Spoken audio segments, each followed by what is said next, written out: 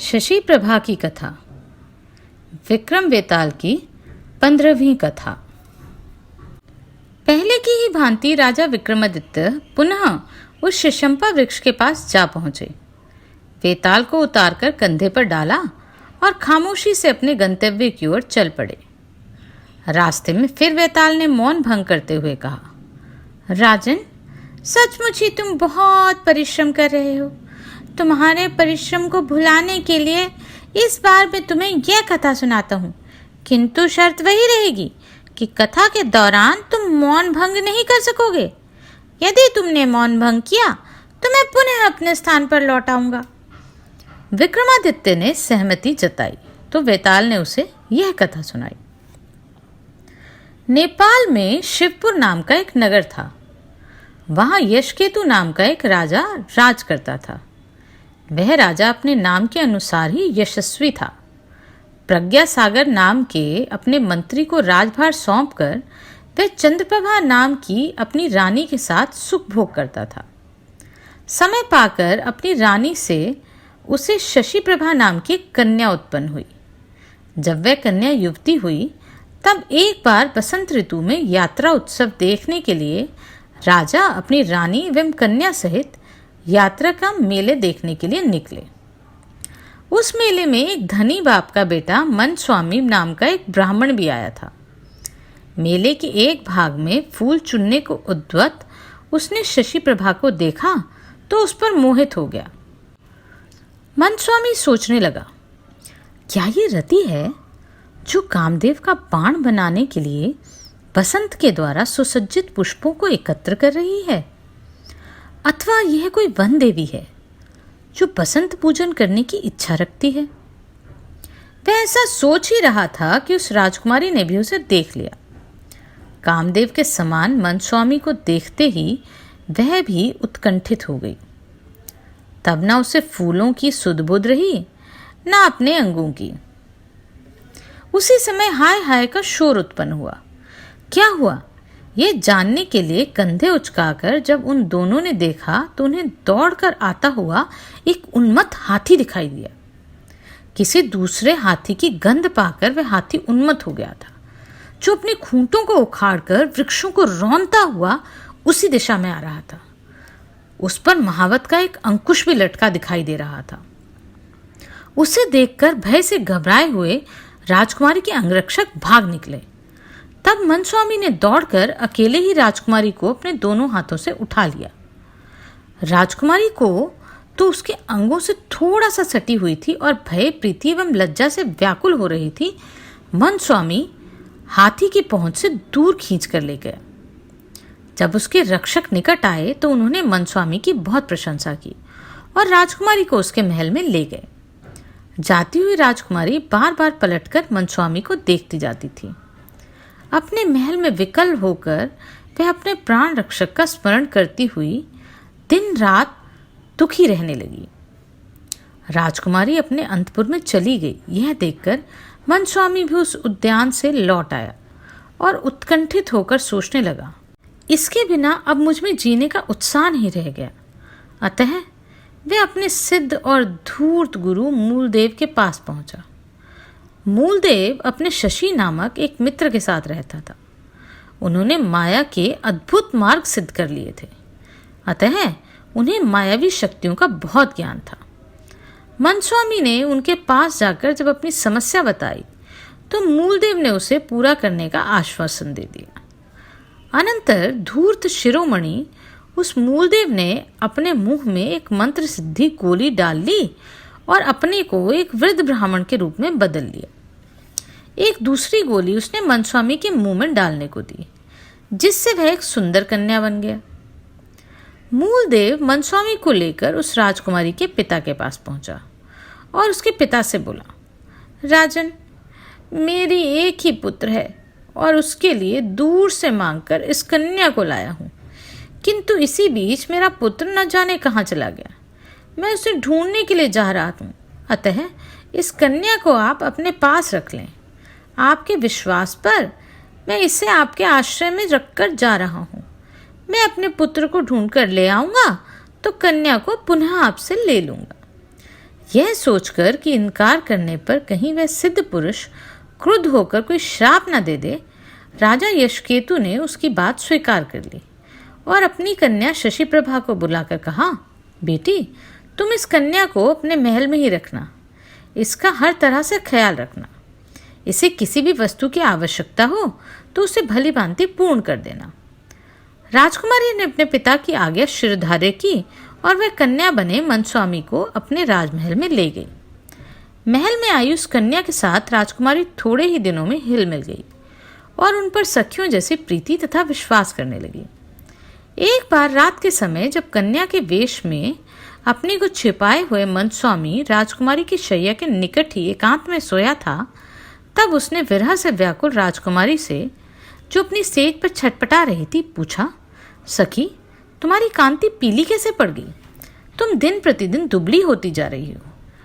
शशि प्रभा, तुम ऐसी दुखी प्रतीत हो रही हो जैसे अपने प्रियतम से तुम्हारा विछोह हो गया हो। मेरी सारी बात सच सच बताओ, क्योंकि सखियों से दुराव उचित नहीं होता।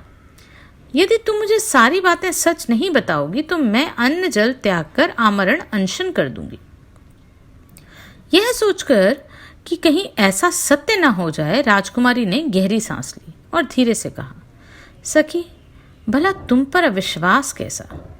तुम अगर जानना चाहती हो तो सुनो। एक बार मैं बसंतोद्यान में होने वाली यात्रा देखने गई। वहां मैंने एक सुंदर ब्राह्मण कुमार को देखा। उसकी सुंदरता हिमयुक्त चंद्रमा के समान थी। उसे देखते ही मेरे मन उद्विग्न हो गया। मैं उसके शरीर की ओर एकटक देखती रही। तभी काल मेघ के समान चिघाड़ता हुआ एक हाथी वहां आया। उसने अपने बंधन तोड़ लिए थे। उस हाथी के माथे में मध्य जल झर रहा था। वह विशालकाय हाथी को देखकर मेरे अंगरक्षक भाग खड़े हुए। मैं भी बेहद भयभीत हो गई। तभी तीर के समान उस ब्राह्मण कुमार ने मुझे अपनी बाहों में उठाकर हाथी की पहुंच से दूर पहुंचा दिया। चंदन लगे अमृत से सिक्त जैसे उसके स्पर्श से मेरी दशा हो गई। मैं उसके स्पर्श का आनंद लेती रही। स्वयं को उसकी गोद से उतारने का मैंने तनिक भी प्रयास नहीं किया। तभी मेरे रक्षक आ पहुंचे और मैं लाचार होकर उनके साथ वापस लौट आई। तभी से अपनी रक्षा करने वाले उस युवक को मैं स्वप्न में देखती हूँ, किंतु मैं अभागिन उस व्यक्ति का नाम भी नहीं जानती। राजकन्या की इन बातों से कन्या का रूप धारण किए हुए उस ब्राह्मण युवक मनस्वामी को बड़ी प्रसन्नता हुई। उसे लगा जैसे किसी ने उसे अमृत रस पिला दिया हो। उसने कृतार्थ होकर अपने को प्रकट करने का अवसर जानकर अपने मुंह से गोली निकाली और अपना असली रूप धारण कर लिया। उसने कहा, हे चंचल आंखों वाली, मैं ही वे व्यक्ति हूँ जिसे उस उद्यान में दर्शन देकर तुमने अपना बना लिया। हे सुंदरी, पल भर के परिचय के बाद ही तुमने अलग होने पर मुझे जो कष्ट हुआ, उसी का ये परिणाम है कि मुझे स्त्री का रूप धारण कर कर यहाँ आना पड़ा। अतः मेरी ओर अपनी इस असहाय विरह व्यथा को दूर करो, क्योंकि मैं इससे अधिक विरह व्यथा सहन नहीं कर पाऊंगा। अपने प्रियतम को सामने पाकर शशि प्रभा भाव विहल हो गई और प्रसन्नता के साथ उससे गंधर्व विवाह कर लिया। इस प्रकार सफल मनोरथ वाला वह मनस्वामी 2 रूप धारण करके राजमहल में ही रहने लगा। दिन में मुंह में गोली रखकर वह स्त्री बन जाता और रात को गोली निकालकर पुरुष। कुछ समय बीतने के पश्चात एक दिन राजा यशकेतु के साले मृगांकदत्त ने अपनी कन्या मृगांकवती का विवाह प्रज्ञासागर नामक ब्राह्मण महामंत्री के पुत्र से कर दिया। विवाह के पश्चात उन्होंने प्रज्ञासागर को बहुत सा धन भी दिया। विवाह का निमंत्रण पाकर राजकुमारी शशि प्रभा अपनी ममेरी बहन के विवाह में सम्मिलित होने के लिए अपने मामा के घर पहुंची। उसके साथ उसकी सहेलियां और अनुचरियां भी थी। सुंदर स्त्री का रूप धारण किए मनस्वामी भी उनके साथ था। वहां जब मंत्री के पुत्र ने स्त्री का रूप धारण किए मनस्वामी को देखा तो वह उसकी सुंदरता पर मुग्ध हो गया और उससे प्राप्त करने की इच्छा करने लगा। उस कपट कन्या मनस्वामी ने मंत्री के पुत्र का चित्त चुरा लिया था। वह जब अपनी नवविवाहिता पत्नी के पास घर लौटा तब उसे सब कुछ सूना सा जान पड़ा। मंत्री के पुत्र का मन हर पल उसी के रूप लावण्य के ध्यान में रमा रहने लगा। अंततः वह एक दिन तीव्र अनुराग के सर्प से डसा जैसे पागल सा हो गया। मंत्री पुत्र के बंधु बांधव यह सोचकर घबरा उठे कि यह क्या हुआ। हंसी खुशी का उत्सव रोक दिया गया। ये वृतांत सुनकर उसके पिता प्रज्ञासागर भी वहां पहुंचे। पिता ने जब उसे दिलासा दी तो उसे कुछ होश आया। उसने उन्माद में प्रलय करते हुए अपनी मनोकामना को अपने पिता को कह सुनाया। उसके पिता ने जब ये देखा कि स्थिति उनके हाथ से बाहर हो गई है तो वह बहुत व्याकुल हुए। सारा वृतांत जानकर राजा भी वहां पहुंचे। राजा ने जाकर देखा कि मन स्वामी से गहरी वासना के कारण वह 7वीं मंदावस्था में पहुंच चुका है। तब शीघ्र ही उन्होंने अपने प्रजाजनों से कहा, ब्राह्मण जिस कन्या को मेरे यहाँ रख कर गया है उसे मैं इसको कैसे दे दूं? लेकिन वह भी सत्य है कि इसके बिना ये अंतिम दशा में पहुंच जाएगा। इसके मरने पर मेरा मंत्री भी जीवित न रहेगा, तो इसका पिता होने के नाते अब मुझे इस कन्या का विवाह इससे करना पड़ेगा। मदनावस्था की 10 दशाएं बताई गई हैं, जो इस प्रकार है: अभिलाषा, चिंता, स्मृति, गुणानुवाद, उद्वेग, प्रलाग, उन्माद, व्याधि, जड़ता और स्मरण। राजा को ये बातें सुनकर सभी प्रजाजनों ने कहा, राजा का धर्म तो यही कहता है कि वह प्रजा के धर्म की रक्षा करे। धर्म रक्षा का मूल है परामर्श, और वह परामर्श मंत्रियों से ही मिलता है। इस प्रकार मंत्री की मृत्यु से उस मूल का नाश हो जाता है। अतः धर्म की हानि नहीं होने देनी चाहिए। पुत्र सहित उस मंत्री का वध करने का पाप लगेगा, अतः उसकी रक्षा अवश्य ही करनी चाहिए और आसन धर्म हानि को रोकना चाहिए। ब्राह्मण जो कन्या आपके पास छोड़ गया है उससे मंत्री पुत्र का विवाह कर देना चाहिए। ब्राह्मण जब लौट आएगा और क्रोध करेगा तब उसका प्रबंध कर लिया जाएगा। प्रजाजनों का यह कहना राजा ने मान लिया। वह उस बनी हुई कन्या को मंत्री पुत्र के हाथों सौंपने के लिए शुभ मुहूर्त निश्चित करके राजकुमारी के घर से उसे ले आया। तब कन्या रूप वाले मनस्वामी ने राजा से कहा, महाराज मैं दूसरे के द्वारा किसी अन्य पुरुष के लिए लाई गई हूँ। हे राजन, यदि फिर भी आप मुझे किसी और को देना चाहते हैं तो वैसा ही करें। इससे जो धर्म या अधर्म होगा वह आपका होगा। मैं विवाह तो करूँगी, लेकिन जब तक अपने पति की सेज पर नहीं जाऊंगी, जब तक कि ब्राह्मण 6 माह का तीर्थ भ्रमण करके नहीं लौटेंगे। यदि ऐसा नहीं हुआ तो मैं दांतों से अपनी जीभ काटकर अपना प्राणांत कर लूंगी। कन्या का रूप धारण करने वाले मनस्वामी ने जब यह कहा तो राजा ने शीघ्र मंत्रीपुत्र को समझाया। उसने भी निश्चिंत होकर यह बात मान ली और शीघ्र उससे विवाह कर लिया। अनंतर एक ही सुरक्षित घर में अपनी पहली पत्नी मृगांकवती और उस बनावटी पत्नी को रखकर स्त्री को प्रसन्न करने की इच्छा से वह मूर्ख तीर्थ यात्रा के लिए बाहर निकल गया। तत्पश्चात स्त्री रूप धारण किए मनस्वामी मृगांकवती के साथ एक ही महल में रहने लगे। मनस्वामी को उस समय वहां रहते हुए कुछ समय बीत गया।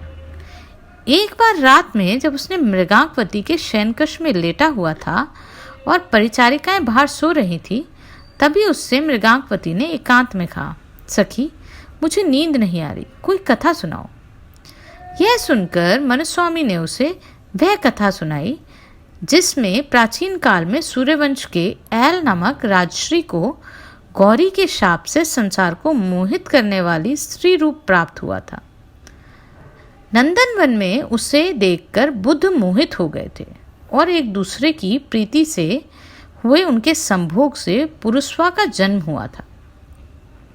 यह कथा सुनाकर उस धूर्त ने पुनः कहा, इस तरह देवताओं के आदेश या मंत्र और औषधियों के प्रभाव से कभी कभी पुरुष स्त्री बन जाते हैं और कभी स्त्री पुरुष बन जाती है। इस प्रकार कभी कभी बड़ों में भी कामद संयोग हुआ करते हैं। मृगांकवती को विवाह के बाद ही उसका पति छोड़ गया था। मनस्वामी के साथ रहने के कारण उसे उस पर भरोसा हो गया था। मनस्वामी की बात सुनकर उसने कहा, सखी तुम्हारी ये कथा सुनते ही मेरा शरीर कांपने लगा है, हृदय बैठा सा जाता है। बताओ तो भला ये कैसी बात है? यह बात सुनकर मनस्वामी उससे बोला, सखी, तुम में काम की जागृति के यह अपूर्व लक्षण है। मैं तो इसका अनुभव कर चुकी हूँ और तुमसे मैंने नहीं कहा। उसके ऐसा कहने पर मृगांकवती धीरे से बोली, सखी, तुम मेरे प्राणों के समान मुझे प्रिय हो। तुम समय को भी पहचानती हो, अतः मैं तुमसे क्या छुपाऊं। किसी प्रकार से यहाँ किसी पुरुष का प्रवेश हो पाता तो अच्छा था। मृगांकवती के ऐसा कहने पर धूर्त मनस्वामी उसका आशय समझ गया और बोला, यदि तुम्हारी ऐसी इच्छा है तुम चिंता मत करो सखी। भगवान विष्णु की कृपा से मुझे एक ऐसा वरदान प्राप्त है कि मैं अपनी इच्छा से जब चाहूँ स्त्री बन जाऊँ और जब चाहूँ पुरुष। अगर तुम चाहती हो तो मैं तुम्हारे लिए पुरुष बन जाता हूँ। ऐसा कहकर मनस्वामी ने अपने मुख से गोली निकाल दी और उसने यौवन से उद्वित अपना सुंदर पुरुष रूप से दिखलाया। इस प्रकार जब वे एक दूसरे का विश्वास प्राप्त कर चुके और उनकी सारी यंत्रणाएं जाती रहीं तो समय के अनुसार वे सुख भोग करने लगे। अनंतर मंत्री पुत्र की उस भार्या के साथ वह ब्राह्मण दिन को स्त्री और रात को पुरुष बनकर भोग विलास में लिप्त रहने लगा। कुछ समय बाद मंत्री पुत्र के लौटने का समय निकट आया तो जानबूझकर मनस्वामी मृगांकवती के साथ रात के समय भागकर चला गया।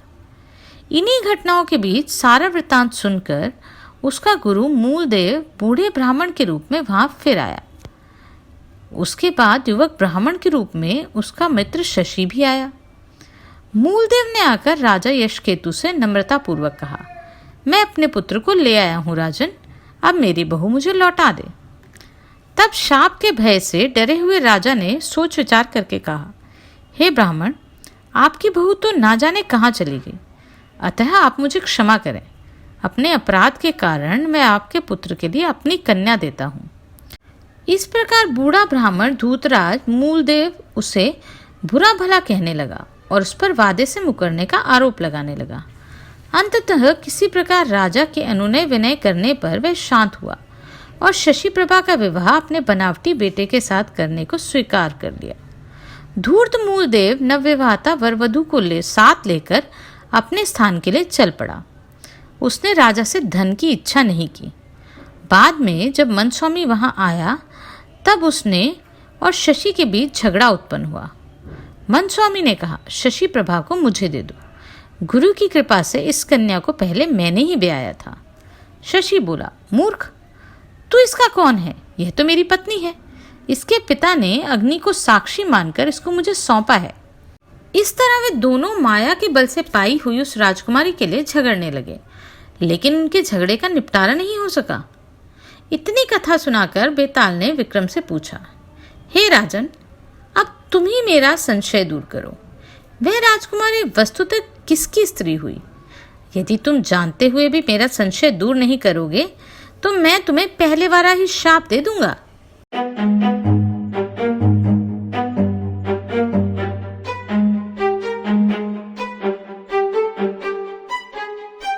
अपने कंधे पर स्थित वेताल की यह बात सुनकर विक्रमादित्य ने उससे कहा, वेताल, मैं समझता हूं कि न्यायतः वह राजकुमारी शशि की ही स्त्री मानी जाएगी, जिसे उसके पिता ने सबके सामने शशि के साथ ब्याया था।